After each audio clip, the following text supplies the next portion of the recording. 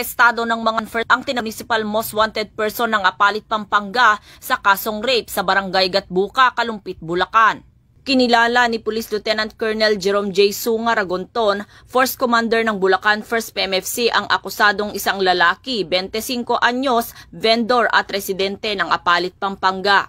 Dakong alas 5:30 ng hapon nang ihain ng pinagsanib na puwersa ng tracker team ng 2nd Platoon Bulacan PMFC na pinamunuan ni Police Lieutenant John Michael Crispino, Apalit Municipal Police Station, Kalumpit Municipal Police Station at 301st MCRMFB ang warrant of arrest na inisyu ni Honorable Olivia Escubo Samar, Presiding Judge, 3rd Judicial Region, Branch 79, Malolos, Bulacan na walang inirekomendang piyansa.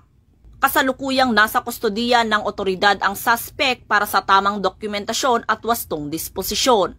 Patuloy na isinasagawa ng Bulacan PNP sa pamumuno ni Police Colonel Angel L. Garciliano, Acting Provincial Director ng Bulacan Police Provincial Office, ang serye ng mga operasyon bilang bahagi ng pinaigting na kampanya laban sa lahat ng anyo ng kriminalidad upang mapanatili ang kapayapaan, kaayusan at kaligtasan ng bawat mamamayan sa kanilang nasasakupan. Mula dito sa Bulacan Police Provincial Office, ako ang inyong PNN Correspondent, Patrolwoman Pearl Cristalina Javier, alagad ng batas, taga-taguyod ng Balitang Pulis.